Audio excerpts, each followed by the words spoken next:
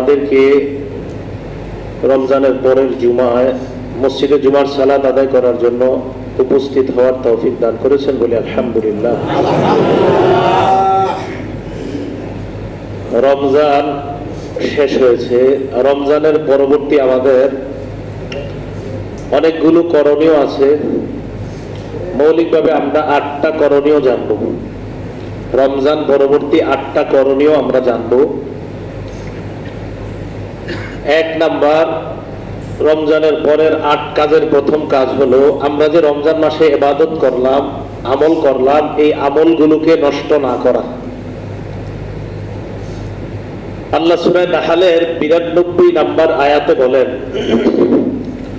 ওয়ালা তাকুনু কাল্লাতী নাকাদাত গাজলাহা মিন বা'দি কুওয়াতিন আনকাসা। তোমরা ওই নারীর মতো হয়ো না যে নারী কষ্ট করে সুতা পাকানোর পর এটা আবার টুকরা টুকরা করে ফেলে। ওই নারীর মতো তোমরা হয়ো না।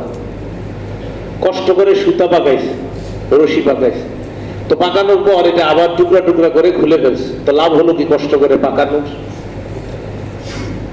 আল্লাহ বললেন তোমরা ওই নারীর মতো হও না। কষ্ট করে আমল করছেন, এখন নষ্ট করে দিলেন, তো কষ্ট করে আমল করার দরকার ছিল কি? ওই নারীর মতো হও না যে নারী কষ্ট করে সুতা পাকিয়েছে, এরপর আবার টুকরো টুকরো করে ছিঁড়ে ফেলেছে। তো আল্লাহ বললেন ওই নারীর মতো তোমরা হও না। তাহলে আমরা আমাদের আমলগুলো নষ্ট করব না, কষ্ট করে আমল করলাম। সূরা মুহাম্মদের 33 নাম্বার আয়াতে আল্লাহ বলেন, ইয়া আইয়ুহাল্লাযীনা আমানু আতিউল্লাহা ওয়া আতিউর রাসূল ওয়া লা তুবতিলু আ'মালাকুম। হে ঈমানদারগণ, তোমরা আল্লাহর আনুগত্য করো, রাসূল সাল্লাল্লাহু আলাইহি ওয়াসাল্লামের আনুগত্য করো। ওয়া লা তুবতিলু আ'মালাকুম, তোমরা তোমাদের আমল সমূহ, তোমরা তোমাদের আমলগুলোকে নষ্ট করে দিও না। আমল করলাম কষ্ট করে, এগুলা নষ্ট করা যাবে না। আল্লাহ আমাদের সকলকে যে আমলগুলা করেছি মরণ পর্যন্ত যেন ধরে রেখে আরো বেশি আমল করতে পারি, আল্লাহ তৌফিক দান করেন। এই হলো 1 নাম্বার কাজ। দ্বিতীয় কাজ, রমজানে সিয়াম পালন করলাম, রোজা রাখলাম, এটা আলামত যে আমরা হেদায়েতের উপরে থাকার একটা আলামত যে আল্লাহ আমাদেরকে পছন্দ করেছে, তাই সিয়াম পালন করতে পেরেছি, রোজা রাখতে পেরেছি, তারাবি পড়তে পেরেছি, সুন্নত নফল ওয়াজিব ফরজ আদায় করতে পেরেছি। হেদায়েত পাওয়ার পর পথভ্রষ্টতা গ্রহণ না করা। সূরা আ'রাফের 175 এবং 176 নম্বর আয়াতে আল্লাহ বলেন, ওয়াতলু আলাইহিম নাবা আল্লাযী আতাইনাহু আয়াতিনা ফানসালাখা মিনহা ফাআতবা'হুশ শাইতানু ফাকানা মিনাল গাওয়িন। আপনি তাদের সামনে বর্ণনা করেন ওই ব্যক্তির ঘটনা যাকে আমি আমার নিদর্শনাবলী দিয়েছি, ফানসালাখা মিনহা, সে বিচ্যুত হয়ে গিয়েছে, ফাআতবা'হুশ শাইতান, শয়তান তার অনুগামী হয়েছে, তার অনুসরণ করেছে, ফাকানা মিনাল গাওয়িন, ফলে সে পথভ্রষ্ট হয়ে গিয়েছে। আপনি ওই ব্যক্তির ঘটনা তাদেরকে শোনান, বর্ণনা করেন যাকে আমি আমার নিদর্শনাবলী দিয়েছি, সে তা থেকে বিচ্যুত হয়ে গিয়েছে, শয়তান তার অনুসরণ করেছে, ফলে সে পথভ্রষ্ট হয়ে গিয়েছে। এই ব্যক্তিটা কে? এই ব্যক্তির দ্বারা উদ্দেশ্য, তাফসীর ইবনে কাসির আল্লামা মুহাম্মদ ইবনে কাসির রাহমাতুল্লাহ আলাইহি লিখেছেন যে এই ব্যক্তির ঘটনা বর্ণনা করেন, এর দ্বারা উদ্দেশ্য ওই ব্যক্তি মুসা আলাইহিস সালাতু ওয়াস সালামের জামানায় এক ব্যক্তি ছিল, তার নাম বালআম। কি নাম? বালআম। যদিও এখানে উদ্দেশ্য বালআম, তবে অধিকাংশ মুফাসসিরিনে কেরাম বলেন কিয়ামত পর্যন্ত যত ব্যক্তি হবে তারাই উদ্দেশ্য হবে আয়াত দ্বারা। কি? যেই ব্যক্তিকে আল্লাহ হেদায়েত দান করেছেন, হেদায়েত পাওয়ার পরে আবার পথভ্রষ্ট হয়ে গিয়েছে, এই আয়াত দ্বারা কিয়ামত পর্যন্ত প্রত্যেক ওই ব্যক্তি উদ্দেশ্য হবে যাকে আল্লাহ হেদায়েত দিয়েছে, দেওয়ার পর আবার পথভ্রষ্টতা গ্রহণ করেছে, এই ব্যক্তি দ্বারা সেই উদ্দেশ্য হবে। এই যুগেও যদি কেউ এমন হয় সেই উদ্দেশ্য হবে। কিয়ামত পর্যন্ত কেউ হেদায়েত পেয়েছে আবার পথভ্রষ্ট হয়ে গিয়েছে, সেই উদ্দেশ্য হবে এটা দ্বারা। তো যাই হোক, বনী ইসরাঈলের এক ব্যক্তি ছিল, নাম বালআম ইবনে বাউরা, বড় আল্লাহওয়ালা ব্যক্তি ছিলেন। আল্লাহ তাকে আশ্চর্য কিছু ক্ষমতা দিয়েছিলেন, সে দোয়া করা মাত্রই আল্লাহ কবুল করতেন। মুসা আলাইহিস সালাতু ওয়াস সালাম জাব্বারিনদের বিরুদ্ধে যুদ্ধ করার জন্য রওনা করলেন। জাব্বারিনরা এই বালআমের কাছে আসছে, আসার পর বলল, তুমি মুসার বিরুদ্ধে বদদোয়া করো। নাউজুবিল্লাহ, একজন নবীর বিরুদ্ধে বদদোয়া করতে বলল। তুমি তো অনেক বড় আল্লাহ ওয়ালা, তুমি যা দোয়া করো তাই কবুল হয়। মুসার বিরুদ্ধে তুমি বদদোয়া করো, আর তোমার বদদোয়া তো কবুল হবেই। বালআম জবাব দিল, না, আমি পারবো না। ওনার বিরুদ্ধে বদদোয়া করলে আমি পথভ্রষ্ট হয়ে যাবো। সে বুঝতে পারছে, না, তোমাকে করতেই হবে বদদোয়া। বালআমের বিবিরে গিয়ে তারা প্ররোচনা দিল, তুমি তোমার স্বামীকে বুঝাও। অর্থের লোভ, এই অর্থের লোভ দেখিয়ে প্ররোচনা দেওয়ার পর বিবি তার স্বামীকে বদদোয়া করার জন্য রাজি করাইছে। বালাম জানতো আমার বদদোয়া কবুল হবে না, উল্টা আমি পথভ্রষ্ট হব। শুধুমাত্র অর্থের লোভে বিবি অর্থের কাছে বিক্রি হয়ে বলল, দোয়া কবুল হোক আর না হোক, টাকা তো পাবো, তুমি বদদোয়া করো। বালআম মুসা আলাইহিস সালাতু ওয়াস সালামের বিরুদ্ধে বদদোয়া করছে। নাউজুবিল্লাহ, পথভ্রষ্ট হয়ে গেছে। আল্লাহ বলেন, ওই ব্যক্তির ঘটনা আপনি তাদেরকে শোনান যাকে আমি নিদর্শনাবলী দিয়েছিলাম। সে ইসমে আজম জানতো। এই ইসমে আজম ধরে দোয়া করার সাথে সাথে আমি আল্লাহ কবুল করে নিতাম। এই ব্যক্তি মুসা নবীর বিরুদ্ধে বদদোয়া করে পথভ্রষ্ট হয়ে গেছে। আল্লাহ বলে, ওয়ালাউ শি'না লারাফা'নাহু বিহা, আমি চাইলে তাকে এই নিদর্শনাবলীর মাধ্যমে উঁচু করতে পারতাম। ওয়ালাকিন্নাহু আখলাদা ইলাল আরদি, সে পৃথিবীর দিকে ঝুঁকে পড়েছে, অর্থের পিছনে ঝুঁকে পড়েছে। ওয়াত্তাবা হাওয়া, সে কুপ্রবৃত্তির অনুসরণ করেছে। ফামাসালুহু কামাসালিল কালব, তার দৃষ্টান্ত হলো কুকুরের মতো। কার মতো? কুকুরের মতো। কুকুরের উপরে যদি আপনি কোরআন শরীফ রাখেন, কিতাব রাখেন, ইট রাখেন, বালু রাখেন, কুকুর এটা বুঝবো না আমার উপরে কি কোরআন শরীফ না ইট না বালু। আল্লাহ বলেন, ইন তাহমিল আলাইহি ইয়ালহাস, তার উপরে তুমি বোঝা বহন করো, ইয়ালহাস, তাও সে জিহ্বা বের করে রাখবে। আও তাতরুকহু ইয়ালহাস, অথবা বোঝা বহন না করাও, তাও জিহ্বা বের করবে। তার উপরে বোঝা থাক বা না থাক, সে জিহ্বা বের করবে। হেদায়েত না পাওয়া, কোন ব্যক্তি হেদায়েত পাওয়ার পর যখন পথভ্রষ্টতা গ্রহণ করে, তখন এই হেদায়েত ছাড়া তার দুনিয়াতে অর্থ থাকা না থাকা এটা কোনো ব্যাপার না। অর্থ থাক আর না থাক, সে কুকুরের মতো। কুকুরের উপর বোঝা থাক বা না থাক, কুকুর যেমন জিহ্বা বের করে, একটা মানুষের হেদায়েত নাই, তার সব আছে, সে ওই কুকুরের মতো। তার সব থাকা আর না থাকা একই কথা। কারণ কুকুরের উপরে কিছু থাকলেও জিহ্বা বের করে, না থাকলেও জিহ্বা বের করে। হেদায়েত এক ব্যক্তির কাছে নাই, আর সব আছে, তার কাছে সব থাকা আর না থাকা ওই কুকুরের মতো। কথা কি বুঝে আসছে? তা আল্লাহ বললেন, ফামাসালুহু কামাসালিল কালব, তার দৃষ্টান্ত কুকুরের মতো। আল্লাহ আমাদের সকলকে হেদায়েত যেন ধরে রাখতে পারি, মরণ পর্যন্ত হেদায়েত নিয়ে যেন মরতে পারি, আল্লাহ তৌফিক দান করেন। এ হলো 2 নাম্বার কাজ। 3 নাম্বার কাজ, শয়তান থেকে সতর্ক থাকা। শয়তান রমজানে বন্দী ছিল, এখন তো বন্দী নেই। শয়তান থেকে সতর্কতা অবলম্বন করা। এই ব্যাপারে 4টি উপমা আপনাদের সামনে পেশ করি। 1 নাম্বার, শয়তান আমাদেরকে জাহান্নামের দিকে ডাকে। শয়তান চায় আমরা সবাই যেন জাহান্নামী হয়ে যাই। নাউজুবিল্লাহ। সূরা ফাতির 6 নাম্বার আয়াত, আল্লাহ বলেন, ইন্নাশ শাইতানা লাকুম আদুউন ফাত্তাখিযুহু আদুওয়া, নিশ্চয়ই শয়তান তোমাদের প্রকাশ্য শত্রু, শয়তান তোমাদের শত্রু। ফাত্তাখিযুহু আদুওয়া, শয়তানকে তোমরা শত্রু হিসেবে গ্রহণ করো। ইন্নামা ইয়াদউ হিজবাহু লিয়াকুনু মিন আসহাবিস সাঈর, শয়তান তার দলবলকে আহ্বান জানায় যেন তারা জাহান্নামের অধিবাসী হয়ে যায়। নাউজুবিল্লাহ। শয়তান তার দলবলকে আহ্বান জানায় যেন তারা জাহান্নামী হয়ে যায়। শয়তান চায় আমরা যেন জাহান্নামী হই, তাই তার থেকে সতর্ক থাকা। দৃষ্টান্ত নাম্বার 2, সূরা আরাফ আয়াত নাম্বার 27। শয়তান আমাদেরকে এমন ভাবে দেখে, আমরা তাকে দেখি না। শয়তান আমাদেরকে দেখতেছে বাইরে থেকে, মসজিদের। শয়তান আমাদেরকে বিভিন্ন জায়গা থেকে দেখতেছে, আমরা শয়তানকে দেখতেছি না। সূরা আরাফের 27 নম্বর আয়াতে আল্লাহ বলেন, ইয়া বানি আদম লা ইয়াফতিনান্নাকুমুশ শাইতানু কামা আখরাজা আবাওয়াইকুম মিনাল জান্নাতি ইয়ানজিউ আনহুমা লিবাসাহুমা লিউরিয়াহুমা সাওআতিহিমা। হে আদম সন্তান, শয়তান যেন তোমাদেরকে ফিতনায় না ফেলায়, শয়তান যেন তোমাদেরকে ফিতনার মধ্যে ফেলাইতে না পারে। যেমন তোমাদের আব্বা আম্মাকে জান্নাত থেকে শয়তান বের করে দিয়েছে, তোমাদের আব্বা আম্মার পোশাক শয়তান টেনে ধরেছে। লিউরিয়াহুমা সাওআতিহিমা, যেন তোমাদের আব্বা আম্মা তাদের লজ্জাস্থান দেখায় দেয়, নাউজুবিল্লাহ। শয়তান পোশাক টেনে ধরছে যেন তাদের লজ্জাস্থান তারা দেখায়। এই জন্য ইস্তেঞ্জায় গেলে, প্রস্রাবখানায় গেলে দোয়া পড়া কেন শিখেছি নবীজি? দোয়া পড়া যারা ইস্তেঞ্জায় ঢুকে, বাথরুমে ঢুকে, প্রস্রাবখানায় ঢুকে, তাদের লজ্জাস্থান নিয়ে শয়তান খেলা করে। দোয়া ছাড়া বাথরুমে, প্রস্রাবখানায় গেলে তাদের লজ্জাস্থান নিয়ে শয়তান খেলা করে। অনেক রোগের সম্ভাবনা থাকে ওই পুরুষের মধ্যে, একটা যৌন রোগ হতে পারে, শয়তান খেলা করে। এই জন্য প্রস্রাবখানা, বাথরুমে যাওয়ার আগে দোয়া পড়া, আল্লাহুম্মা ইন্নী আউযু বিকা মিনাল খুবুসি ওয়াল খাবাইস। নারী পুরুষ উভয় প্রকারের শয়তান থেকে পানাহ চেয়ে বাথরুমে প্রবেশ করা।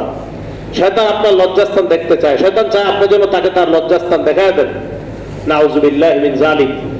তা আল্লাহ বলেন, ইন্নাহু ইয়ারাকুম হুয়া ওয়া কাবিলুহু মিন হাইসু লা তারাউনাহুম। শয়তান এবং তার বংশধর তোমাদেরকে এমন ভাবে দেখে, এমন জায়গা থেকে দেখে, তোমরা তাদেরকে দেখো না। তাহলে শয়তান আমাদেরকে দেখে, আমরা তাকে দেখি না।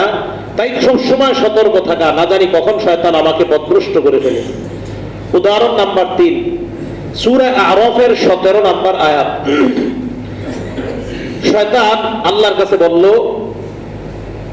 আল্লাহ আপনি আমাকে কিয়ামত পর্যন্ত সুযোগ দেন। জান্নাত থেকে শয়তানকে বের করে দিল আল্লাহ। বের করার পর শয়তান বলল, আনজিরনি ইলা ইয়াউমি ইউবআসুন, আমাকে আপনি কিয়ামত পর্যন্ত সুযোগ দিয়ে দেন। আল্লাহ পাক রব্বুল আলামিন বললেন, ইন্নাকা মিনাল মুনজারিন, তোমাকে সুযোগ দেওয়া হলো। এবার ইবলিস আল্লাহকে বলতেছে, ফাবিমা আগুওয়াইতানি লাআকুদান্না লাহুম সিরাতাকাল মুস্তাকিম। আল্লাহ আপনি আমাকে যেভাবে পথভ্রষ্ট করেছেন, আমি আপনার সোজা রাস্তায় বসে থাকবো, আপনার বান্দাদেরকে পথভ্রষ্ট করার জন্য আমি বসে থাকবো। সুম্মা লাআতিয়ান্নাহুম মিন বাইনি আইদিহিম ওয়া মিন খালফিহিম, আমি তাদের সামনে থেকে আসবো, তাদের পিছন থেকে, ওয়া আন আইমানিহিম, তাদের ডান দিক থেকে, ওয়া আন শামাইলিহিম, তাদের বাম দিক থেকে, তাদেরকে ধোঁকা দেওয়ার চেষ্টা করব। সামনে থেকে, পিছন থেকে, ডান থেকে, বাম থেকে শয়তান ধোঁকা দেওয়ার চেষ্টা করবে। সামনে অশ্লীলতা দেখাবে, পারে নাই। পিছনে আপনাকে খারাপ কিছু দেখাবে, পারে নাই। ডান দিকে আপনাকে সুদের কারবার দেখাবে, পারে নাই। বাম দিকে আপনাকে আরেকটা দেখাবে, পারে নাই। পরে নেক্সট শুরুতে ধোঁকা দিবে। একটা না একটা কোনোভাবে আপনাকে ধোঁকায় ফেলানোর চেষ্টা করবে শয়তান। তাই শয়তান থেকে সতর্ক থাকা। আল্লাহ আমাদের সকলকে সকাল সন্ধ্যার আমলগুলো যেন আমরা করতে পারি, শয়তান থেকে যেন আমরা বিরত থাকতে পারি, আল্লাহ তৌফিক দান করেন। 4 নম্বর দৃষ্টান্ত, বুখারী শরীফের 2038 নম্বর হাদিস। রাসূল আকরাম সাল্লাল্লাহু আলাইহি সাল্লাম বললেন, ইন্না শাইতান ইয়াজরি মিনাল ইনসান মাজরাদ দাম। রক্ত চলাচল যেইভাবে করে, এইভাবে শয়তান তোমাদের এই রক্ত চলাচলের মতো তোমাদের শরীরে চলাচল করতে পারে। এই হাদিসটা আরেকটু ব্যাখ্যা সাপেক্ষে আমরা তিরমিজি শরীফ থেকে জানি। 1172 নম্বর হাদিস তিরমিজি শরীফের। জাবের রাদিয়াল্লাহু তাআলা আনহুর বর্ণনা, তিনি বলেন, নবীজি আমাদেরকে বললেন, ইন্না শাইতানা ইয়াজরি মিন আহাদিকুম মাজরাদ দাম। শোনো, তোমাদের শরীরে যেইভাবে রক্ত চলাচল করে, শয়তান এইভাবে চলাচল করে। সাহাবারা বললেন, নবীনকে ইয়া রাসূলুল্লাহ, হুজুর আপনার শরীরে এইভাবে চলে শয়তান? নবীজি বললেন, হ্যাঁ আমার শরীরেও চলে। দেখেন কথাটা কি, নবীজি বললেন, হ্যাঁ, ওয়ালাকিন্নাল্লাহা আ'আনানি ফাআসলাম, আল্লাহ আমাকে শয়তানের বিরুদ্ধে সাহায্য করে, তাই আমি নিরাপদ। সুবহানাল্লাহ। শয়তান আমার শরীরেও চলতে পারে, আল্লাহ আমাকে সাহায্য করে, তাই আমি নিরাপদ। তাহলে শয়তান থেকে সতর্কতা অবলম্বন করা, এটা হলো রমজান পরবর্তী আমাদের তৃতীয় কাজ। প্রথম কাজ রমজানের আমলগুলা নষ্ট না করা। দ্বিতীয় কাজ হেদায়েত ধরে রাখার চেষ্টা করা, পথভ্রষ্টতা গ্রহণ না করা। তৃতীয় কাজ শয়তান থেকে সতর্ক থাকা। 4 নম্বর কাজ, রমজানে ফজরের নামাজে মুসল্লি কম হয়েছে না বেশি হয়েছে? নামাজে উপস্থিতির সংখ্যা বেশি ছিল না রমজান মাসে? তাহলে রমজানের পরে কি রমজানের মতো মুসল্লি আছে না কমছে? কমে গেছে। রমজানের এই নামাজের অভ্যাস মরণ পর্যন্ত ধরে রাখার চেষ্টা করা, নামাজ ছেড়ে দেওয়ার অভ্যাস না করা রমজানের পরেও, এটা হলো আমাদের চতুর্থ কাজ। সূরা বাকারার 238 নম্বর আয়াত, আল্লাহ বলেন, হাফিজু আলাস সালাওয়াতি ওয়াস সালাতিল উসতা, তোমরা নামাজের প্রতি যত্নবান হও, বিশেষ করে আসরের নামাজ, মধ্যবর্তী নামাজ। বিশেষ করে কোন নামাজ? মধ্যবর্তী নামাজ।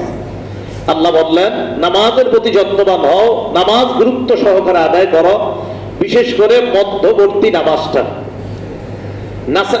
নাসাই শরীফের 466 নম্বর হাদিসের বর্ণনা 466, রাসূল আকরাম সাল্লাল্লাহু আলাইহি ওয়াসাল্লাম বলেন, ইন্না আউওয়ালা মা ইউহাসাবু বিহিল আবদু ইয়াউমাল কিয়ামাতি সালাতুহু, কিয়ামতের ময়দানে আমলের মধ্যে, ইবাদতের মধ্যে সর্বপ্রথম বান্দার হিসাব নেওয়া হবে নামাজের।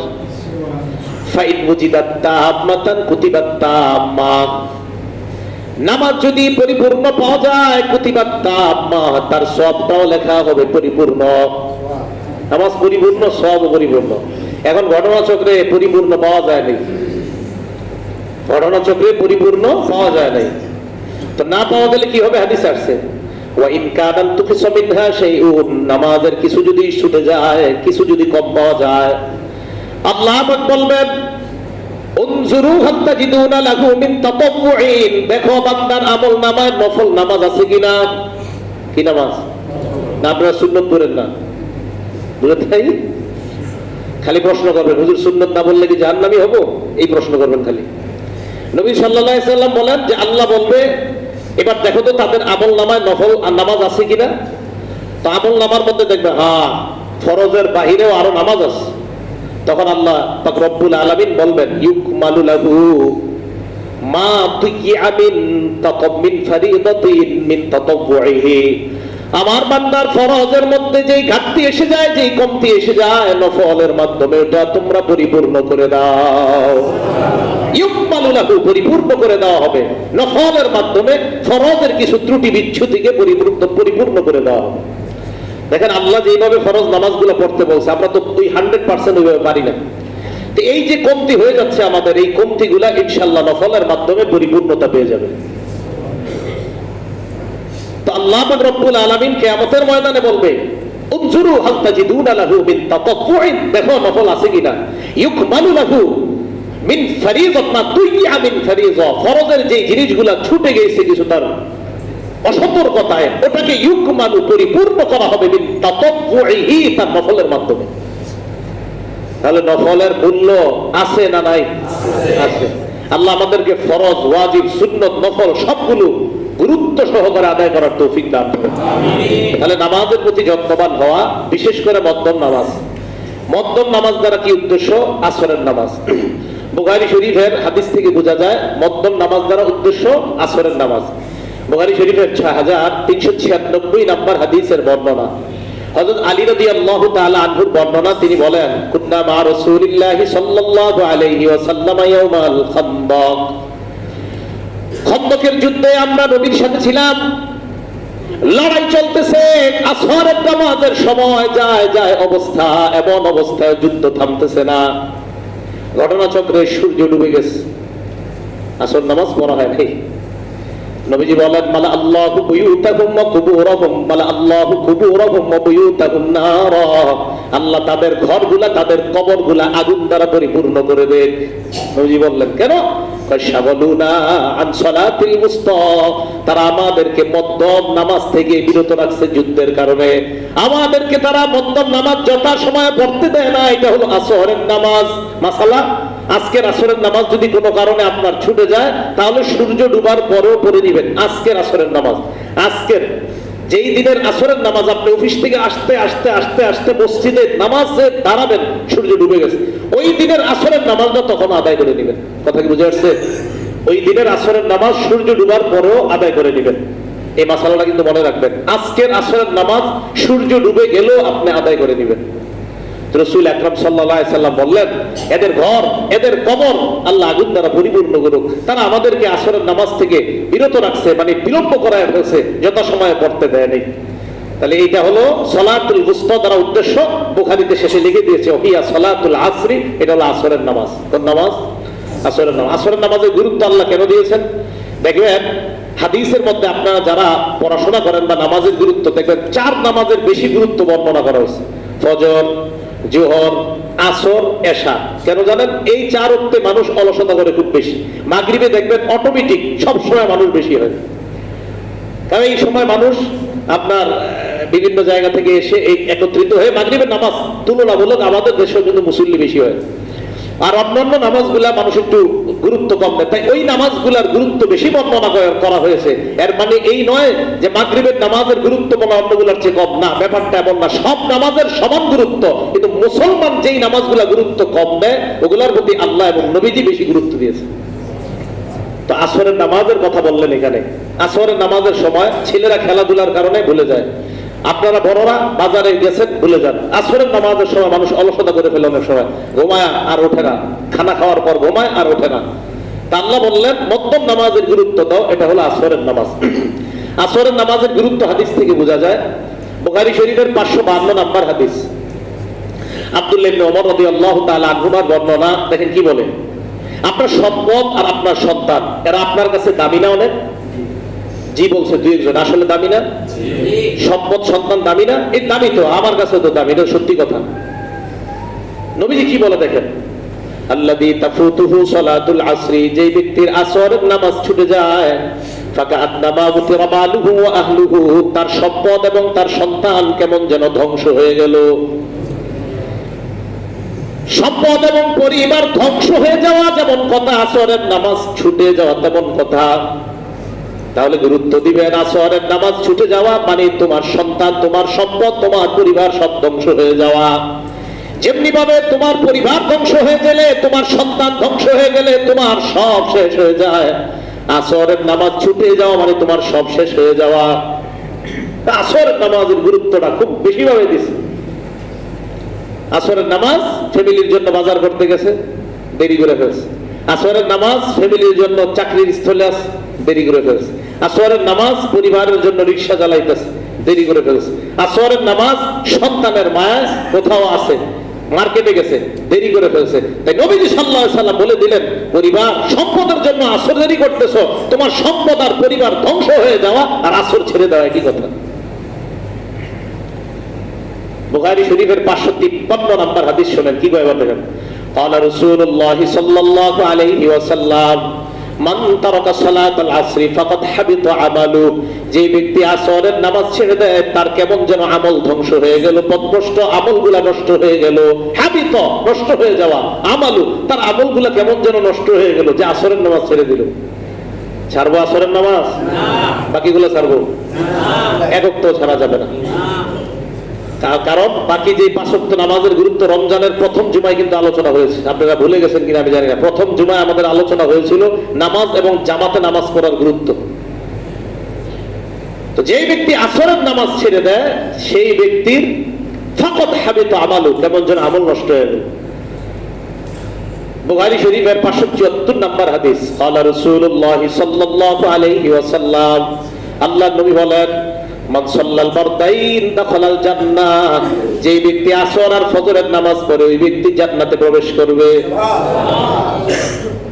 মুসলিম শরীফের 634 নম্বর হাদিস, قال رسول الله صلى الله عليه وسلم, আল্লাহ নবী বলেন, লাইয়ালি জান্নাত আহাদুন সাল্লা ক্বাবলা তুলুইশ শামসি আও ক্বাবলা গুরুবিহা, সূর্য ওঠার আগে এবং সূর্য ডুবার আগে এই দুই নামাজ যারা আদায় করবে তারা কিছুতেই জাহান্নামে প্রবেশ করবে না। সূর্য ওঠার আগে কোন নামাজ? সূর্য ডুবার আগে কোন নামাজ? তাহলে এই নামাজগুলোর গুরুত্ব আমরা দিব ইনশাআল্লাহ। তাহলে আসরের নামাজ গুরুত্বগুলো ফুটে উঠতেছে। নাসাই শরীফের 521 নম্বর হাদিস, আজীব এক বর্ণনা রাসূল আকরাম সাল্লাল্লাহু আলাইহি সাল্লামের। নবীর সাহাবা উনি বলেন, সাল্লা বিনা রাসূলুল্লাহ সাল্লাল্লাহু আলাইহি সাল্লাম বিল মুখাম্মাস, বলেন তো শব্দটা কি? মুখাম্মাস। মুখাম্মাস নামক একটা জায়গা আছে, এই জায়গায় নবীজি আমাদেরকে আসরের নামাজ পড়াইলেন। নাসাই শরীফের 521 নম্বর হাদিস। আসরের নামাজ পড়ার পর আল্লাহ নবী আমাদেরকে বললেন, ইন্না হাযিহিস সালাত উরিদাত আলা মান কানা ক্বাবলাকুম ফাদাইয়ুহা, শোনো তোমরা এই আসরের নামাজটা তোমাদের পূর্ববর্তী উম্মতের সামনে পেশ করা হয়েছে, তারা এটারে নষ্ট করে দিয়েছে, গুরুত্ব দেয় নাই।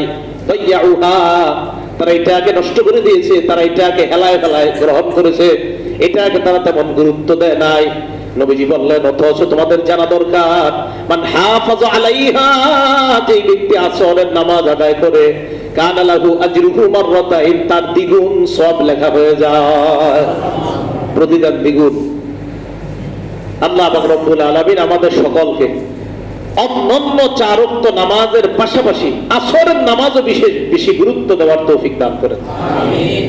তাহলে আসরের নামাজ এটা হলো বন্ধন নামাজ। হাফিজু আলাস সালাওয়াত দ্বারা প্রথমে উদ্দেশ্য হলো সব নামাজ, ওয়াসসালাতিল মুস্তা দ্বারা উদ্দেশ্য হলো আসরের নামাজ। যে সব নামাজের তো গুরুত্ব দিবাই, ওয়াসসালাতিল মুস্তা বিশেষ করে আসর, কারণ এটা তোমরা একটু কম পড়ো, অলসতা করো, এই জন্য আল্লাহ পাক রব্বুল আলামিন আসরের কথা বললেন। আল্লাহ আমাদের সকলকে পাঁচ ওয়াক্ত নামাজের বেশি বেশি রমজানের যে অভ্যাসটা ছিল এই অভ্যাস যেন সারা জীবন ধরে রাখতে পারি, আল্লাহ তৌফিক দান করেন। এগুলো আমাদের 4 নাম্বার কাজ। রমজান পরবর্তী 5 নাম্বার কাজ কোরআনের তেলাওয়াত করা। বলেন তো, রমজানে আমরা কোরআনের তেলাওয়াত একটু করছি না? কিন্তু রমজানের পরে আবার 11 মাস পর্যন্ত কাউরে পাওয়া যায় না তেলাওয়াতে। আপনাদের তো উচিত 40 দিনে 1 খতম কোরআন পড়া, 30 পারা কোরআন, এটা তো উচিত সবার। কমপক্ষে 40 দিনে একবার পুরো 30 পারা পড়া, পারলে 30 দিনে পড়েন। তো যা আপনারা মানে হাফেজ না সবাই, আপনারা 40 দিনে পড়েন, না পারলে 2 মাসে পড়েন, কিন্তু উচিত 40 দিনের মধ্যে পড়া। তো যাই হোক, কোরআনে কারীমের তেলাওয়াতের অভ্যাসটা এটা ধরে রাখা, কোরআনে কারীমের তেলাওয়াতের অভ্যাস এটা ধরে রাখা। সূরা ফুরকানের 30 নম্বর আয়াতে আল্লাহ পাক রব্বুল আলামিন বলেন, وقال الرسول يا رب إن قوم اتخذوا هذا القرآن مهجورا। নবীজি কিয়ামতের ময়দানে আল্লাহর কাছে বলবে, আল্লাহ ইন্না কওমি, আমার সম্প্রদায়, ইত্তাখাযু হাযাল কুরআনা মাহজুরা, আমার সম্প্রদায় এই কোরআনকে পরিত্যাজ্য হিসাবে গ্রহণ করেছে। কি হিসাবে? পরিত্যাজ্য। আপনারা তো কোরআনকে গিলাপ বাইদায় যে ঘরে রাইখা দেন, বাস রেখে দিয়েছেন। তখন বলবেন কি, হুজুর আমরা আসলে এটা সম্মানের কারণে রেখে দিয়েছি গিলাপ বাইদা, যাতে আর কোনো অসম্মান না হয়। ভালো কথা, সম্মানের কারণেই গিলাপ বাঁধছেন, এর মানে কি আর কোনোদিন বলবেন না? আল্লাহ পাক রব্বুল আলামিনের কাছে কিয়ামতের ময়দান নবীজি বলবে, আল্লাহ আমার সম্প্রদায় কোরআনকে পরিত্যাজ্য হিসাবে গ্রহণ করেছে। কোরআন এটা রেখে দেওয়ার জিনিস না, কোরআন পরিত্যক্ত জিনিস না, কোরআন পরিত্যাজ্য জিনিস না, কোরআন উঠিয়ে রাখার জিনিস না। হ্যাঁ, পড়ার পর উঠিয়ে রাখবেন, আবার পড়েন, আবার উঠিয়ে রাখবেন, আবার পড়েন।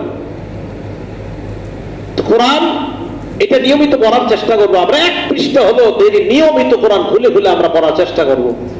যদি অর্থ সহ পারেন, সময় থাকে পড়বেন, আল্লাহ তৌফিক দান করেন। তাহলে কোরআন আমরা প্রতিনিয়ত পড়বো ইনশাআল্লাহ। তিরমিজি শরীফের 2926 নাম্বার হাদিস, 2926 নাম্বার হাদিস, قال رسول الله صلى الله عليه وسلم من شغله القرآن وذكري عن مسألتي। কোরআন পড়ার কারণে এক ব্যক্তি আমার কাছে দোয়া করতে পারে নাই, অথবা জিকির করার কারণে আমার কাছে চাইতে পারে নাই, সময় পায় নাই দোয়া করার, মানে কোরআন পড়ে তাই দোয়া করার সময় পায় নাই, জিকির করে সারাক্ষণ সুবহানাল্লাহ সুবহানাল্লাহ এরকম জিকির করে, তো আমার কাছে ওই ব্যক্তি চাওয়ার সময় পায় নাই। আল্লাহ পাক রব্বুল আলামিন বলেন, হাদিসে কুদসি, এটা নবীজি আল্লাহ থেকে বর্ণনা করেন, আতাইতুহু আফজালা মা উতিস সাইলিন, যারা আমার কাছে চায় তাদেরকে আমি যতটুকু দান করব, ওই কোরআন আর জিকিরের কারণে যারা চাইতে পারে নাই তাদেরকে আমি আল্লাহ এর চাইতে বেশি ফজিলত দান করব, এর চেয়ে বেশি দিব আমি, এর চেয়ে বেশি দান করব। এই জন্য মাদ্রাসায় যারা পড়ায় এরা সারাক্ষণ জিকিরের মধ্যে আছে, কথা মনে রাখবেন। মাদ্রাসায় যারা পড়ায়, হয়তো কোরআন পড়ায়, না হয় হাদিস পড়ায়, হয়তো কোরআন পড়ে, না হয় হাদিস পড়ে, কোরআন হাদিস জিকির সার্বক্ষণিক চলতেছে। এজন্য মাঝে মাঝে গিয়ে মাদ্রাসায় দোয়া চাইবেন হুজুরদের কাছে, হেফজখানায় গিয়ে বলবেন আমার জন্য একটু দোয়া করেন, মেয়েটার বিয়ে হচ্ছে না একটু দোয়া করেন, এখন সার্বক্ষণিক কোরআনের উপরে আসতাম, ঠিক না? আচ্ছা, তাহলে কোরআন আমরা ছাড়বো না, নিয়মিত পড়বো ইনশাল্লাহ। 1 পৃষ্ঠা হলো পড়ার চেষ্টা করবো, পড়বো তো সবাই ইনশাল্লাহ। যারা পারেন, যে সূরাগুলা পারেন, এইগুলা যে মুখস্থ পারেন, এটা কোরআন খুলে একটু দেখা পড়েন। কোরআন খুলে পড়লে কি হয়? কোরআনের সাথে মহব্বত গভীর হয়। এই জন্য আপনি দেখবেন কোরআন যখন নিয়মিত খুলে খুলে পড়বেন, বিশ্বাস করেন, হঠাৎ যদি পড়ার পরে মাঝে মাঝে 2-3 দিন উঠে রাখেন, তখন দেখবেন কোরআন খুললে আপনার চোখ দিয়ে পানি আসবে মহব্বতে, যে ইন্নালিল্লাহ, আমি কি করলাম, আমি কেন 3 দিন উঠে রাখলাম, এটা আমি তো নিয়মিত এটা পড়তাম। ঠিক যারা নামাজ নিয়মিত পড়ে, হঠাৎ যদি ছেড়ে দেয় তার এত কষ্ট লাগে, ইন্নালিল্লাহ, আমার কেন ছুটে গেল নামাজ। আল্লাহ আমাদের সকলকে কোরআন নিয়মিত যেন পড়ার অভ্যাসটা আমরা করতে পারি, তৌফিক দান করেন। এলো 5 নাম্বার কাজ। 6 নাম্বার, আল্লাহর জিকির করা। কি করা? জিকির করা। বাসে উঠছেন, কোথাও যাইতেছেন, আসতেছেন, বাস বসে আছেন, কারোর সাথে কথা বলা এত কি দরকার আপনার? সুবহানাল্লাহ, আলহামদুলিল্লাহ। রমজানে আপনাদেরকে বলছিলাম 4টা কাজ বেশি করার মধ্যে 2টা লা ইলাহা ইল্লাল্লাহ, আস্তাগফিরুল্লাহ। তো এই অভ্যাসটা ধরে রাখা। আপনি গাড়িতে আছেন, তো নিয়ত করে নেবেন, যাওয়ার সময় লা ইলাহা পড়বো, ইল্লাল্লাহ পড়বো, আসার সময় আস্তাগফিরুল্লাহ পড়বো, পড়তে থাকেন আপনি, জিকির চালু রাখেন আপনি, সার্বক্ষণিক আপনার মুখটা জিকিরের মাধ্যমে তরুতাজা রাখেন। আল্লাহ তৌফিক দান করেন। সূরা আহজাব আয়াত নাম্বার 41 নম্বর আয়াত, আল্লাহ রব্বুল আলামিন বলেন, ইয়া আইয়ুহাল্লাযীনা আমানু যকুরুল্লাহা যিকরান কাসীরা, হে ঈমানদারগণ, যকুরুল্লাহ, তোমরা আল্লাহকে স্মরণ করো, যিকরান কাসীরা, বেশি বেশি স্মরণ করো, ওয়াসাব্বিহুহু বুকরাতাও ওয়া আসীলা। 42 নম্বর আয়াতে আল্লাহ বলেন, এবং সকাল সন্ধ্যায় আল্লাহর তাসবিহ পাঠ করো, বেশি বেশি জিকির করো, সকাল সন্ধ্যায় আল্লাহর তাসবিহ পাঠ করো, সুবহানাল্লাহ, আলহামদুলিল্লাহ, লা ইলাহা ইল্লাল্লাহ, আল্লাহু আকবার। এই জাতীয় জিকিরগুলা আমরা ইনশাআল্লাহ করব। আল্লাহ তৌফিক দান করেন। জিকিরের ব্যাপারে আরেকটা দৃষ্টান্ত আমরা দেখি। রাসূল আকরাম সাল্লাল্লাহু আলাইহি সাল্লামের এক সাহাবা নাম আব্দুল্লাহ ইবনে বুসর, বাসিন র, আব্দুল্লাহ ইবনে বুসরিন রাদিয়াল্লাহু তাআলা, তিরমিজি শরীফের 3375 নাম্বার হাদিস, 3375। এই হাদিসে আছে, এক ব্যক্তি নবীজির কাছে আসছে, আসার পর কয়, ইন্না শারাইআল ইসলাম কদ কাসুরাত আলাইয়া, হুজুর, ইসলামের এত বিধিবিধান, নিয়ম কানুন আমি মনে রাখতে পারি না, হ্যাঁ, ভুলে যায়, আছে না অনেকে মানুষ ভুলে যায় শিখলেও। হুজুর, আমারে এমন একটা আমল শিখিয়ে দেন যেটা আমি মনেও রাখতে পারবো, ডেলি করতে পারি, এটা যাতে আমি কখনো না বলি, আমি নিয়মিত করবো। আপনার সাপ্তাহিক বিহি, আমি নিয়মিত ধারাবাহিক করতে চাই, একটা আমার সংক্ষেপে শিখিয়ে দেন। নবীজি বললেন, তাই? হ্যাঁ। নবীজি বললেন, লা ইয়াজালু লিসানুকা রাতবাম মিন যিকরিল্লাহ, তোমার জিহ্বাটা যেন সর্বদা আল্লাহর জিকিরে তরুতাজা হয়ে যায়। সব সময় তুমি জিকির করবা, সব সময় তুমি জিকির করবা, তোমার এই জিহ্বাটা যেন আল্লাহর জিকিরে সব সময় তরুতাজা থাকে। তিরমিজি শরীফের 3377 নম্বর হাদিস, আগেরটা গেল 3375, এর 3377, 3377। এই হাদিসে আসছে, রাসূল আকরাম সাল্লাল্লাহু আলাইহি সাল্লামের সাহাবা আবু দারদা রাদিয়াল্লাহু তাআলা আনহু বর্ণনা, তিনি বলেন, ক্বালা রাসূলুল্লাহ সাল্লাল্লাহু আলাইহি ওয়াসাল্লাম, আল্লাহ নবী বলেন, আলা উনাব্বিউকুম বিখাইরি আমালিকুম, আমি কি তোমাদেরকে এমন একটা আমলের কথা বলবো না, বিখাইরি আমালিকুম, যে আমল তোমার 3 নম্বর, আরফাইহা ফি দারাজাতিকুম, যে আমলটা তোমাদের মর্যাদা বৃদ্ধির কারণ। একটা আমল 3 উপকার, এক আমল 3 উপকার, শ্রেষ্ঠ আমল 1 নাম্বার, 2 নাম্বার আল্লাহর কাছে পবিত্র আমল, 3 নাম্বার তোমাদের মর্যাদা বাড়বে, 4 নাম্বার ওয়া খায়রুল লাকুম মিন ইনফাকিজ যাহাবি ওয়াল ওয়ারাক, স্বর্ণ রূপা দান করার চাইতে উত্তম আমল। 4 নাম্বার, এই আমলটা স্বর্ণ রূপা দান করার চাইতে উত্তম আমল। সাহাবারা বললেন, হুজুর, এটা আবার কেমন আমল? আমরা যারা গরিব আছি আমাদের জন্য তো অনেক ভালো, বলে দেন। নবীজি বললেন, যিকরুল্লাহ, আল্লাহর জিকির করা। কি করা? আল্লাহ জিকির করা। তা আল্লাহর জিকির করা, এই আল্লাহর জিকির সবচাইতে শ্রেষ্ঠ সুন্দর উপায় কি জানেন? নফল নামাজ পড়া।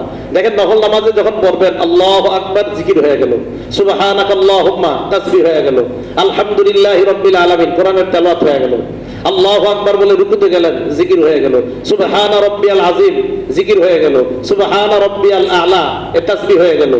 এই যে দেখেন, আপনি নামাজ এমন এক ইবাদত, যে ইবাদতের মধ্যে আল্লাহর সমস্ত গুণকীর্তন বর্ণনা করা হয়, সমস্ত গুণগান বর্ণনা করা হয়। আল্লাহর ইবাদত, এই নামাজ নামক ইবাদতের মধ্যে জিকির হয়, তেলাওয়াত হয়, তাসবিহ হয়, সব হয়ে যায়, সালাম হয় শেষ। তো বলতেছিলাম, জিকির করা অনেক বড় ফজিলতের কাজ। 4 নম্বর দৃষ্টান্ত, বুখারী শরীফের 6407 নম্বর হাদিস। এই হাদিসে রাসূল আকরাম সাল্লাল্লাহু আলাইহি সাল্লাম বলেন, মাসালুল্লাযী ইয়াযকুরু রাব্বাহ ওয়াল্লাযী লা ইয়াযকুরু রাব্বাহ, যেই ব্যক্তি আল্লাহর রবকে স্মরণ করে, ওয়াল্লাযী লা ইয়াযকুরু রাব্বাহ, যেই ব্যক্তি তার রবকে স্মরণ করে না। আমি আপনি দুইজন একসাথে আছি, এক রুমে দুইজন আমরা থাকি, একজন নামাজ রোজা সব করে, আরেকজন করে না। আল্লাহ নবী বলেন, মাসালুল্লাযী ইয়াযকুরু রাব্বাহ, দেখেন দুইজন, একজন আল্লাহর স্মরণ করে, আরেকজন করে না। মাসালুল হাইয়্যি ওয়াল মাইয়্যিত, যে ব্যক্তি স্মরণ করে তার দৃষ্টান্ত জীবিত ব্যক্তির মতো, আর যে স্মরণ করে না তার দৃষ্টান্ত মরা মানুষের মতো। জীবিত থাইকাও আল্লাহরে স্মরণ করে না মরা, জীবিত থাইকা আল্লাহকে স্মরণ করে জীবিত। কি কথা বুঝে আসছে? আল্লাহরে যে স্মরণ করে জীবিত, আল্লাহরে যে স্মরণ করে না সে জিন্দা লাশ, জীবিত থাইকাও সে মৃত। আল্লাহ আমাদের সকলকে বেশি বেশি জিকির করার তৌফিক দান করেন। এ হলো 6 নম্বর কাজ। 7 নম্বর কাজ, ভালো মানুষের সাথে ওঠা বসা করা, ভালো মানুষের সংস্রব অবলম্বন করা। দেখেন রমজানে আমলের একটা অভ্যাস আমাদের মাঝে ছিল, একটা আগ্রহ ছিল। আর রমজান মাসে দেখবেন মানুষের ভালো কথা শুনতে একটু ভালো লাগে, মানে মসজিদে একটু যায়, কেন যে শয়তান তো ধোঁকা দেওয়ার সুযোগ পায় না, তাই মানুষ ইবাদতের বেশি আগ্রহী হয়। এখন এই যে রমজান মাসে মানুষের ভালো কথাগুলো আপনার ভালো লাগছে, এই অভ্যাসটাও আপনি সারা জীবন ধরে রাখার চেষ্টা করা, যে আমি যেন এটা ছুটে না যায়। তখন দেখবেন আপনি যখন রমজানে নিয়মিত ভালো মানুষদের সাথে উঠা বসা করেছেন, নিয়মিত আপনি দীর্ঘ সময় সালাত আদায় করেছেন, ভালো মানুষদের সাথে ছিলেন, মুসল্লিরা ভালো মানুষ, তাদের সাথে তারাবিতে দীর্ঘ সময় দাঁড়ায় ছিলেন, কিন্তু রমজানের পরে আবার আপনার এই অভ্যাস ছুটে গেছে, তা আস্তে আস্তে দেখবেন আবার আপনার ভিতরে কেমন যেন আমলের ঘাটতি এসে যায়। তাই এই অভ্যাসটাও ধরে রাখা, যে ভালো মানুষের সাথে উঠা বসা বেশি করা। কিভাবে? জিকিরের মজলিসে বসা, যেই জায়গায় কোরআন হাদিসের আলোচনা হয় সেখানে বসা, আল্লাহ আল্লাহ রসুলের কথা বলা হয় সেখানে বসা, ভালো মানুষদের সাথে উঠা বসা করা, যারা ভালো কাজ করে ভালো কথা বলে তাদের সাথে উঠা বসা করা।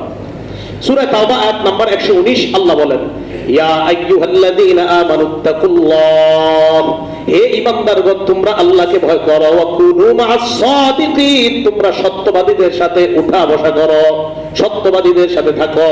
প্রথমে আল্লাহ বললেন তোমরা আল্লাহকে ভয় করো, সাথে সাথে বললেন সত্যবাদীদের সাথে তোমরা থাকো। মনে রাখবেন এই আয়াত দ্বারা বোঝা যায় আল্লাহরে ভয় পাওয়ার সহজ উপায় হলো সত্যবাদী মানুষদের সাথে থাকা। আল্লাহরে ভয় পাওয়ার সহজ উপায় সত্যবাদীদের সাথে থাকা। এগুলো আপনাদেরকে আগে বলছি আমি অনেকবার। আল্লাহ ওয়ালাদের কাছে বেশি বেশি যান, অটোমেটিক দিলের মধ্যে আল্লাহর ভয় তৈরি হয়ে যাবে। দূর থেকে দেখবেন বলবেন আর ধুর এখানে গেলে কি হয়, গেলে দেখবেন আল্লাহর মহব্বত তৈরি হচ্ছে। দূর থেকে আপনার এটা বুঝে আসবে না, কিন্তু যান যাওয়ার পরে বুঝে আসবে না আসলে ঠিক তো। এই 7 নাম্বার কাজ আল্লাহ ওয়ালাদের সাথে উঠা বসা করা, তাদের মজলিসে বেশি বেশি যাওয়া। তখন দেখবেন আপনার মাঝে ভদ্রতা তৈরি হচ্ছে, আপনার কথার মধ্যে দেখবেন সৌন্দর্যতা আসতেছে, আপনার কথার মধ্যে দেখবেন অনেক নরমি পয়দা হচ্ছে। আগে আপনার কথাগুলা খুব কঠোর হতো, এখন দেখবেন আপনার কথাগুলা খুব সুন্দর হচ্ছে। এই হলো 7 নাম্বার কাজ। 8 নাম্বার করণীয় রমজানের পরে শাওয়াল মাসের 6টা রোজা রাখা। শাওয়াল মাসের 6 রোজা রাখা। মুসলিম শরীফের 2648 নাম্বার হাদিস, 2648 নাম্বার হাদিস। قال رسول الله صلى الله عليه وسلم, আল্লাহ নবী বলেন, মান সামা রমাদান সুম্মা আতবাহু সিত্তাম মিন শাওয়াল, যেই ব্যক্তি রমজান মাসে রোজা রাখলো, সুম্মা আতবাহু সিত্তাম মিন শাওয়াল, এরপর শাওয়াল মাসের 6টা রোজা রাখে, কানা কাসিয়ামিদ দাহরি কুল্লি, ওই ব্যক্তি পুরা বছর রোজা রাখার সওয়াব পেয়ে যায়। সারা বছর রোজা রাখার সওয়াব পেয়ে যায়। এখন দেখেন মাসালা মনে রাখবেন, মা বোনরা অসুস্থতার কারণে যারা রমজানে কয়েকটা রোজা রাখতে পারে নাই, 3 দিন 7 দিন 10 দিন এরকম হয়েছে অনেকের, তাহলে তারা তো এই 3টা রোজা কাজা করবে, 7টা রোজা কাজা করবে, 10টা রোজা কাজা করবে। এই কাজা রোজা আর শাওয়ালের রোজা একসাথে রাখা যাবে না। শাওয়ালের 6 রোজা আলাদা রাখতে হবে, কাজা রোজা আলাদা রাখতে হবে। অথবা আপনাদের কারো অসুস্থতার কারণে 2-1টা রোজা কাজা হয়ে গেছে, আপনারাও ওই কাজা রোজা যখন আদায় করবেন, কাজা আলাদা আদায় করতে হবে, শাওয়ালের 6 রোজা এটা আলাদা রাখতে হবে। কথা বুঝে আসছে? শাওয়ালের রোজা রেখে আপনি নিয়ত করলেন আমি আমার কাজা রোজাও রেখে দিলাম, শাওয়ালের রোজাটাও রাখলাম না, এটা হবে না। তো শাওয়ালের 6টা রোজা যদি পারেন ধারাবাহিক টানা 6টা রেখে দেন হবে। যদি এটা না পারেন আজকে রাখলেন, 2 দিন গ্যাপ দিয়ে রাখলেন, মোট কথা শাওয়াল মাসের মধ্যে 6টা রোজা রাখলেই হবে। শাওয়াল মাসের মধ্যে 6টা রোজা রাখলেই আপনার এই ফজিলত অর্জন হয়ে যাবে। পাশাপাশি আরেকটা অভ্যাস করা, প্রত্যেক সপ্তাহে 2টা রোজা যদি পারেন, সম্ভব যদি হয়, কষ্ট যদি না হয়, সোমবার বৃহস্পতিবার রোজা রাখার চেষ্টা করা। আর যদি পারেন আরবি মাসের 13, 14, 15 এই 3 দিন রোজা রাখা। আরবি মাসের 13, 14, 15 আইয়ামে বীজের যে রোজাগুলা, এই 3টা রোজা রাখা, 13, 14, 15। আচ্ছা, ওটা যদি না হয় অন্তত এটা চেষ্টা করেন যে প্রত্যেক সপ্তাহে সোমবার বৃহস্পতিবার সিয়াম পালন করা। এতে আপনাদের আখিরাতের উপকার হবে, দুনিয়াবি উপকার তো আছেই, দুনিয়াবি উপকারের শেষ নাই। প্রচুর রূপ বিমারি থেকে আল্লাহ হেফাজত করেন সিয়াম পালন করার কারণে। তাহলে রমজান পরবর্তী আমাদের কয়টা কাজ? 8টা। 1 নাম্বার, রমজানের আমলগুলো আমরা নষ্ট করব না। 2 নাম্বার কাজ, হেদায়েতের বিনিময়ে পথভ্রষ্টতা গ্রহণ করব না। 3 নাম্বার কাজ, আমরা শয়তান থেকে সতর্ক থাকব। 4 নাম্বার কাজ, নামাজ ছাড়ার অভ্যাস করব না। 5 নাম্বার কাজ, নামাজ ছাড়ার অভ্যাস করবো না, এই জায়গায় একটা কথা মনে রাখবেন, পরিবারে যারা আছে তাদেরকে নামাজের কথা বলবেন। সূরা তাহা আল্লাহ বলেছেন ওয়াকমুর আহলাকা বিসসালাত, আপনি আপনার পরিবারকে নামাজের কথা বলেন। আপনার পরিবার যারা আছে, ছেলে মেয়ে বিবি, তাদেরকে নামাজের কথা বলতে হবে। 4 নাম্বার। 5 নাম্বার কোরআনের তেলাওয়াত করা নিয়মিত কিছু হলেও। 6 নাম্বার আল্লাহর জিকির করা। 7 নাম্বার ভালো মানুষদের সাথে উঠা বসা করা। 8 নাম্বার শাওয়াল মাসের 6টা রোজা রাখা। এই 8টা করণীয় রমজান পরবর্তী আল্লাহ পাক রব্বুল আলামিন আমাদের সকলকে এই করণীয়গুলো যেন গুরুত্ব সহকারে আমরা আদায় করতে পারি, আল্লাহ তৌফিক দান করেন।